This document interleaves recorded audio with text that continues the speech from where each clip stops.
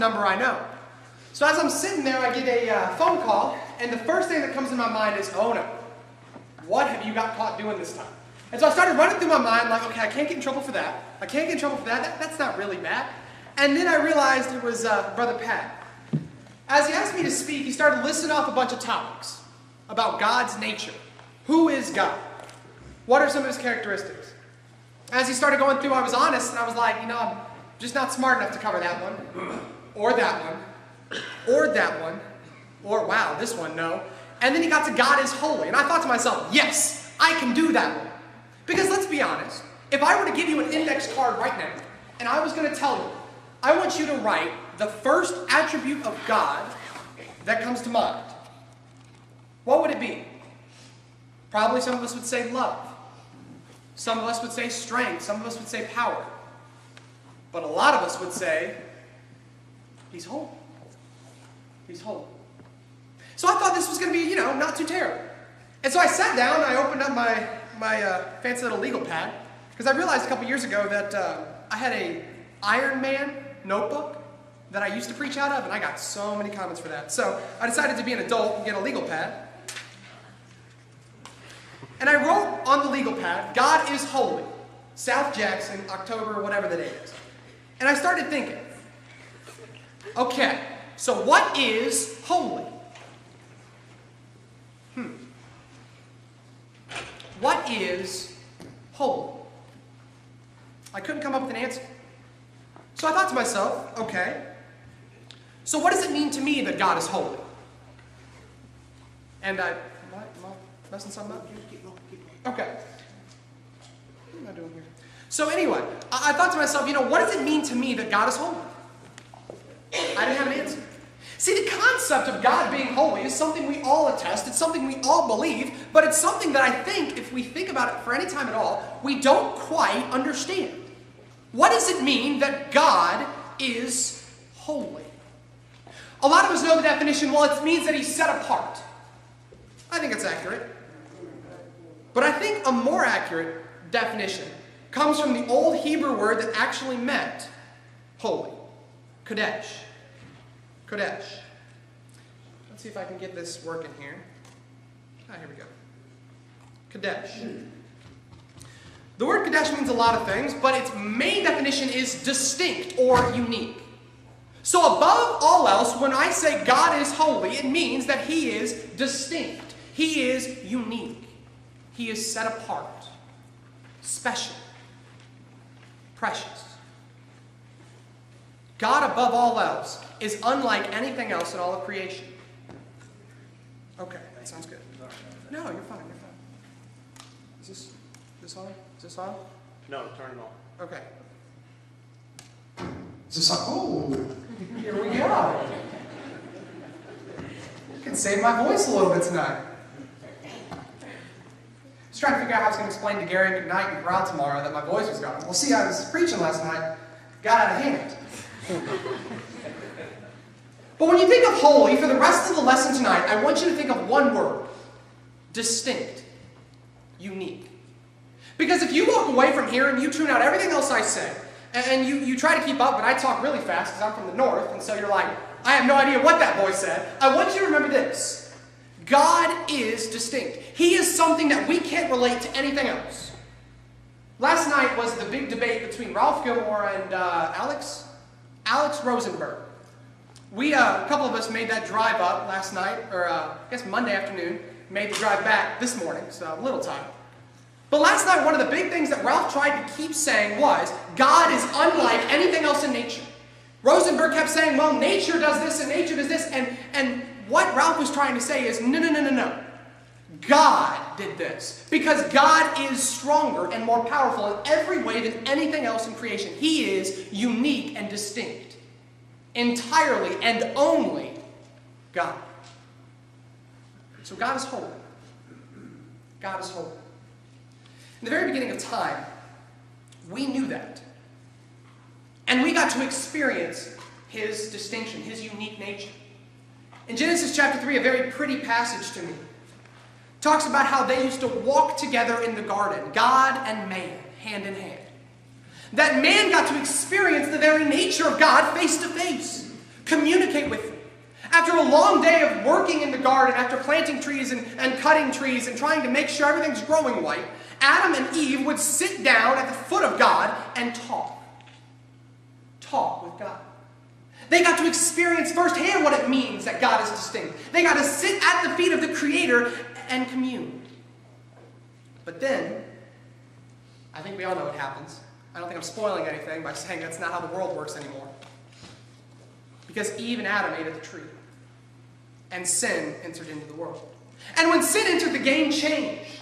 Because before then, we were able to commune with God in His nature, in the presence of His holiness. But as soon as sin entered the world, there was two things that happened. We became blinded to the holiness of God due to sin. And we became barred from His holiness. He became barred from it. So now we stand without the ability to accurately see and feel the holiness of God. Now on the bright side, I wasn't going to add this slide, but I thought that was pretty depressing. So here's something to cheer you guys up before we really delve into this. That's not always going to be the case. There will come a time again when we will again be in the presence of God's holiness, when we can experience His unique nature, His divine love and kindness and strength and power. And there's coming a day when we can experience Him in His entirety for eternity. Always, day in and day out. If you have a Bible, turn with me to Zephaniah chapter 3, verse 20. That is in the middle of nowhere, I understand. I'm sorry. Zephaniah chapter 3, verse 20. And once you get your finger there, kind of put it there and go to Revelation. Understanding that it's going to take a second to find Zephaniah, I'm going to read the Revelation one first. So while you're turning, please listen. God, when He's deciding and explaining heaven to John, writes this. The city does not need the sun or the moon to shine, because God's glory illuminates it, and its lamp is the Lamb. Zephaniah 3:20. Does anyone have that? Do you have that? Read that for me. At that time I will bring you in, at the time when I gather you together, for I will make you renowned and praised among all the peoples of the earth, when I restore your fortunes before your eyes, says the Lord. So what God's saying in both these passages is this. You had it. You had the chance of being with me. You experienced me once, but you ruined it. But don't worry. For those of you who try your best to stay with me and obey me and love me and build a relationship with me, I'm coming back to get you. And we can try again. There's coming a moment when all the things we experience on earth and all of these questions we have about God's nature will be answered in one fell swoop. The minute the gates are open and I walk down the streets of heaven and I see my God, I'll understand everything I've ever wondered, and so will you. I don't know about you, but I'm a very curious person. I'm that one kid in class that always asks questions. By the end of classes, people are like throwing stuff at me, like, please be quiet. That's who I am. And I can't wait to know my God completely. But right now, we're not there. We're not in the Garden of Eden. We're not sitting in our mansion wearing our robe and crown. We're in between.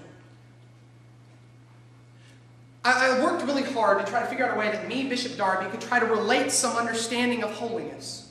If I could try my best to maybe use some pretty words to help people grasp the concept of holiness, what it means that God is distinct. But the sad reality is I don't know. I've never seen God's holiness. I've never seen God. I've never been around Him in a physical sense. I haven't sat at His feet and communed with Him. So I'm not exactly the greatest spokesperson to talk to us about holiness of God. I'm just a 21-year-old kid trying to make it in the world. Literally. Marriage, man. It's fun. Man. It changes everything. Love, everyone wants to be an adult until the first bill comes in the mail. And then I'm like, no, Mom, hey, how you doing? What? This is not supposed to happen. But when you consider all that we experience on this earth, we don't get the beauty of God's nature. We don't get to see God's nature. So I'm not going to try to pretend I know. But I am going to show you some people who do know it. And we're going to talk about what they have to say about God's nature. There are 3 songs. Hey, it's fitting. The crowd's here tonight. A lot of them. You guys. There's 3 songs that we're going to be talking about tonight. About people who experience God's nature daily. Who experience God's holiness every second of every day. because they're there in heaven. See, we don't have a good perspective because we're barred. Remember, we're blinded from His holiness. But these guys, they see it every day. So let's look at what they say about God's nature and see what we can pull from it. We're going to talk about the Song of the Friend. We're going to talk about the Song of the Seraphim and the Song of the Multitude. Now, whenever you get into these topics of God's nature, it becomes very philosophical. It becomes very theological. And sometimes you walk away going, wow, that was really intense, but what? I don't understand. And sometimes we leave classes like this more curious than anything. And let's be honest, sometimes when we sit through a lesson on a nature of God, we walk away really not that fired up for life. We don't really leave changed to apply something new. But tonight, I'm going to try really hard to not only talk about a part of God, but how that changes our purpose as Christians. And the better we understand God's holiness, I think the better we're going to understand our own Christian walk. Because we are to be holy, like God is holy. Obviously not to the same degree, but do our best to try. So tonight, on every one of these songs, we're going to talk about a part of God's nature and a purpose that we can learn from it. A part and a purpose. And we also need to understand something before we get too far into this. In the Bible, God's holiness comes with a price. Once you experience God's holiness, nothing will ever be the same again. Ever. Moses, when he got to experience God's nature, it changed him. He came down off the mountain after being in the presence of God, after experiencing His holiness, and God's holiness literally radiated on his face. So when he came down, people saw a giant lamp attached to a human body and freaked out. It changed Moses forever. From then on, his relationship with God changed drastically. Look at the prayers of Moses before his interaction with God's nature, and then go back through the book of Deuteronomy and find the prayers after. Totally different. He saw the nature of God and was changed. Isaiah didn't even get to see all of God. Got to see a tiny little glimpse of Him in a distance and fell to the ground saying, woe is me, I'm going to die. See, understanding and dealing with God's nature is something that is going to change us from the inside out. Because when we understand that God in all things is perfect and He calls us to His standard, we need to understand that we need to be transformed in His likeness. That what God's purpose is becomes our purpose, and our lives can never be the same once we embrace God's nature. Does that make sense? Once you get a foresight of God, once you understand God, there really is no going back, is there? There was a really cool story of my grandfather converted a man who was an atheist all of his life. An atheist all of his life. Adamant atheist. In fact, a lot of people talked about him that he was the death of Christianity because he disconverted so many people. At the end of his life, he was talking to my grandfather. My grandfather just offered the question, why are you so angry against Christianity? Why does it matter if people are religious to you? Why are you going out of your way to change people's minds? Because he said a line that ultimately led to his conversion. I was 9 years old the first time I heard the story of Christ, and my entire life has been different since. Once you get to see a glimpse of God's nature, the game changes because it's now your responsibility to do something with it. To either accept it or to deny it. But there's no going back. Tonight, before we begin, understand that this lesson is going to challenge us. It's going to provoke us. Let it change our lives. Let God's Word change us as Christians so we can make a bigger difference from here on. Now, I've done a lot of rambling, so let's get started. Okay, the first thing we're going to talk about is the Song of the Friend. God has a lot of friends. God has a lot of people He calls friends. In the Bible, there are several. One of which is Abraham, probably the most famous. But the one I want to talk about is one that literally got to see His nature. Do you know who that is? I just said his name. I gave it away. Moses. Moses and I don't have this written down. I think it's Deuteronomy 30, it's Exodus 20. He asked God, let me see you. Please, let me see you. He has been now communicating with God on Mount Sinai for quite some time. And he goes, God, no one else is here. It's just me and you. Let me experience your nature. And God says, okay. Remember, he hides him in the cleft of the rock, passes in front of him. And from then on, every time God talked about him, both in Deuteronomy chapter 34 and 10 at the end of his life, and several times during his life, it talked about how there is no one ever, before or after, that experienced God the same way as Moses did. Also, I find it ironic that when Jesus was about to die, he goes into the Mount of Olives, and who does he call with him? You remember? Moses, his friend. So what does Moses have to say after he experienced the nature of God? What are his thoughts? What can we learn from them? Deuteronomy chapter 33 is where we're going to be for a little bit here.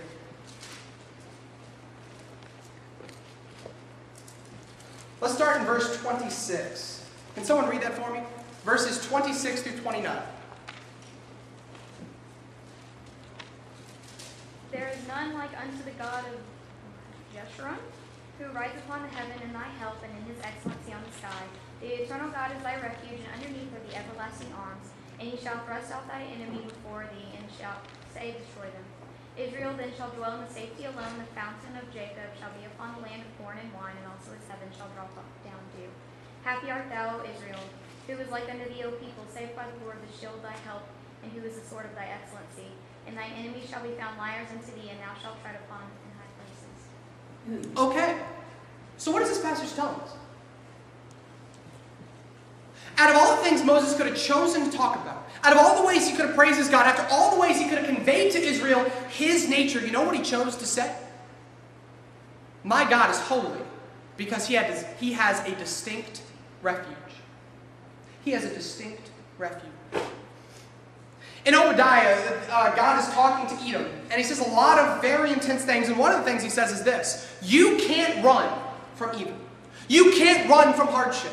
If you go and climb onto the biggest mountain and build yourself the biggest fortress the world has ever seen, cancer can still get you. Death can still find you. If you tried to soar on eagle's wings your entire life in the sky and never touch the ground, harm will still come. There is no place you can hide on earth to overcome suffering. But Moses understood something that we should too tonight. God is holy because he can offer a refuge that is unique to him. God can offer a refuge that's unique to him. There is nothing in this world that can damage us. Yes, things can take our life. Things can take our body. Things can take our mind. But nothing can touch our soul. Each and every one of us, if we believed in Jesus Christ, when we leave here tonight, have a refuge in knowing that if my life ends right now, I'm at the feet of God. And I will have eternal joy from here on. That's a unique refuge that nothing else can offer. That is unmatched in the world.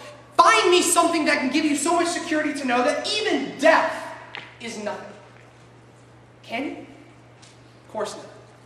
Because only the unique God can offer a protection, a refuge so strong.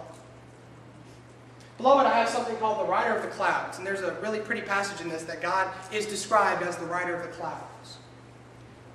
Because he explains that his refuge is not necessarily an avoidance of all suffering, but a conquering of all suffering. Do you see the difference? God's not saying, I'm going to take you up, I'm going to put you in my little ball, and you're never going to hurt. You're never going to go through hard times. You're never going to struggle. Then I'm just going to put you in this protected bubble until you die, and then you're going to go to heaven. No. God says, I offer you a refuge. You know what a refuge is? It's a citadel. It's a fortress. It's a castle. Nahum 1:7, God says that he's going to be a refuge, a stronghold in the day of war.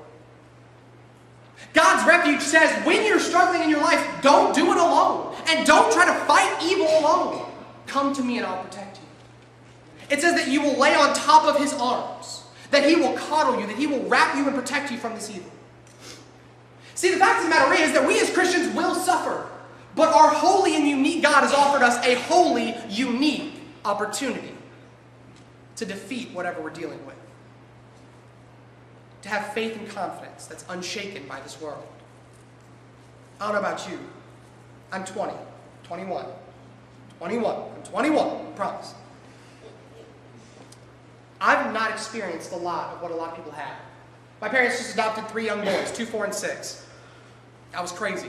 Don't know why they did that. I think they messed up so bad the first time around that they had to try again. But they adopted 2, 4, and 6.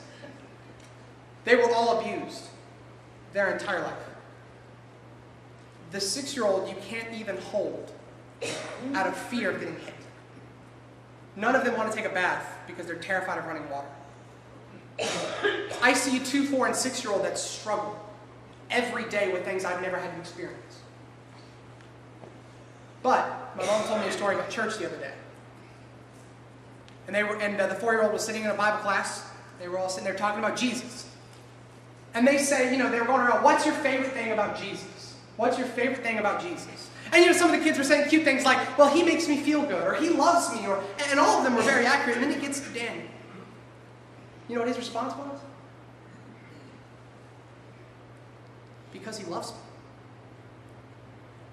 See, out of all the suffering he's experienced in his life, out of all the hardship that he's experienced in his life, when he said that line, what he's saying is, I have someone in my life now that loves me.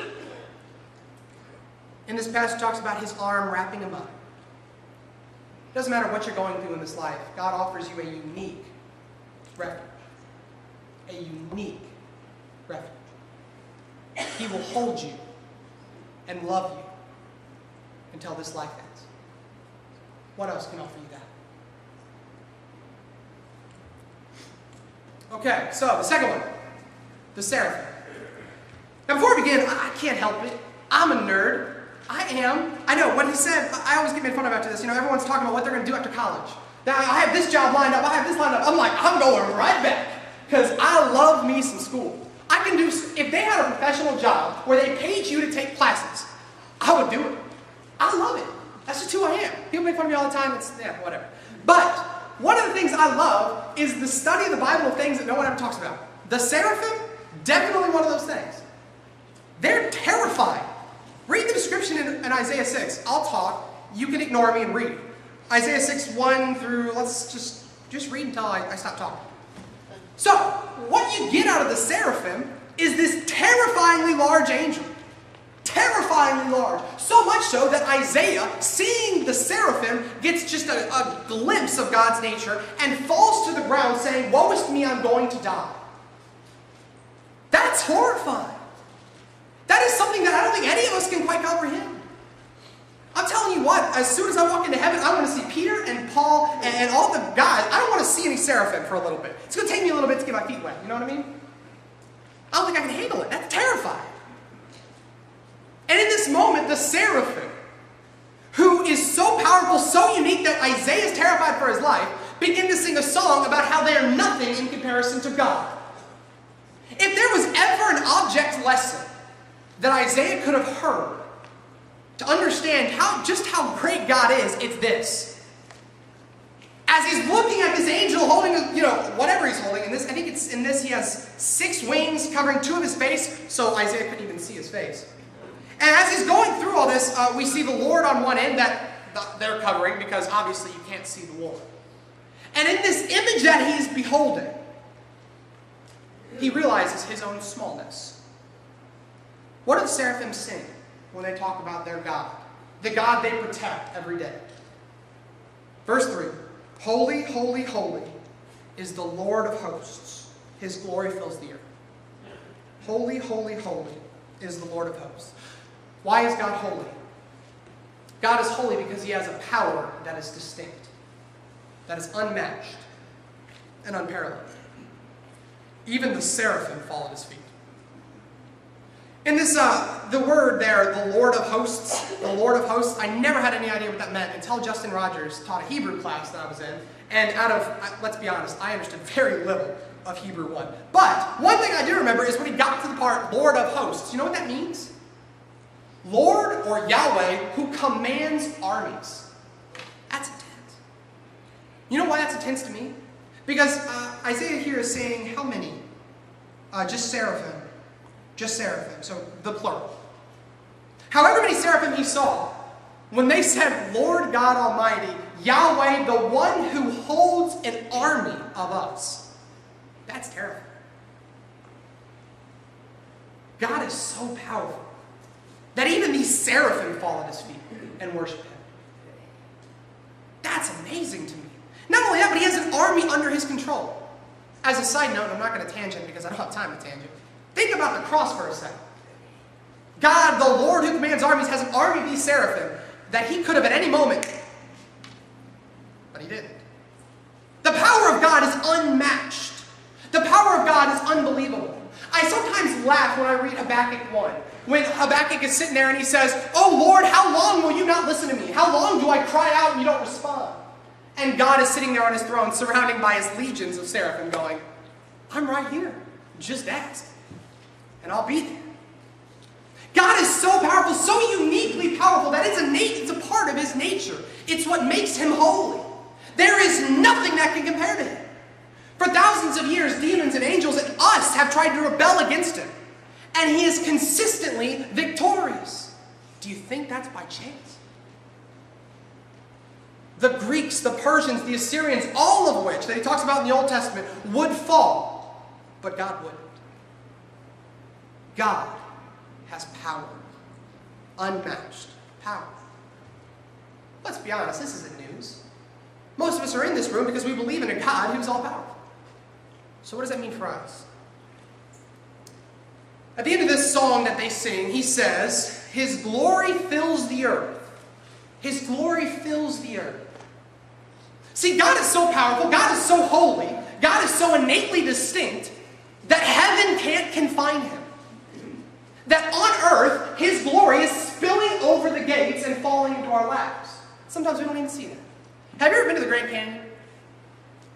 Anybody? Has anyone ever been to the Grand Canyon? One, two. Okay, so a couple of you. For those of you who haven't, Google Earth. You can kind of get an idea. The Google machine answers a lot of questions. So, the Grand Canyon. When I stood there the first time, I was speechless as I looked out at this vast beauty. I had the opportunity of going to Blue Ridge, Georgia. Do you remember that place? Blue Ridge? Okay, Blue Ridge. And we were in a cabin on top of a mountain. And we got to look out on just rolling hills in every direction. The most beautiful thing I've ever seen. I'm from the city, so, a hill in general is just like a sidewalk that kind of inclined. But when I was sitting there looking at that, I was amazed. And it's things like that Paul writes about in Romans 1:20, where you can see God's nature. See, God's power is so great that even the vast heaven can't control it. And we still get glimpses of it today, even after the fall. Through his creation, through the things he does. But the one I want to talk about more than that is in Matthew 25, Jesus talks about the ones who feed him and clothe him. We know that passage, right? The one where they say, "Well, Lord, when did we do this? When did we do this?" And Jesus says, anytime you do something for someone less fortunate than yourself, you're serving me. How does that relate at all? Like this. We as people are selfish. Right? I can't speak for you. I'm not going to speak for you. Bishop Darby is a selfish person. Bishop Darby is a sinner. Bishop Darby has flaws. Oh, does he have flaws? But Bishop Darby's been changed by God. I don't know how he did it. Even me, he could change. And he's changed all of us. See, God's power is so great that even the sin that we gave him, the body that we gave him, he can do something with. That shows his power to me. Paul persecuted Christians. He became an apostle. Jeremiah was a little priest boy. He was like 16 years old. He became one of the greatest prophets, a patriarch in Israelites' history. So what can he do with you? How can God use you to fill the earth with his glory? See, God is so holy and innate that each one of us bear his fingerprint. Even those who don't believe, carry the fingerprint. The other day, we were driving home today, right, from Ohio, and somewhere in Kentucky, because all of Kentucky blends together, but somewhere between Cincinnati and Nashville, we were driving along, and there was a car that had a flat. And behind it pulled in what seemed like a stranger, because when they first got out, the woman was kind of edging around their car, like, who is this guy? Came and helped her fix the flat tire. That's an example of God's power. That's an example of God's nature. Because even us, selfish humans who do a lot of dumb stuff, still do good. Because God's so great, God's so holy, that his nature is spilling onto earth. And every time that we act in his name, Every time that we do something good, we are furthering his nature to the world. We are allowing his glory to fill the earth. And finally, as I'm running out of time, perfect. The songs of the multitude, Revelation 19. Go ahead and turn there. Revelation 19.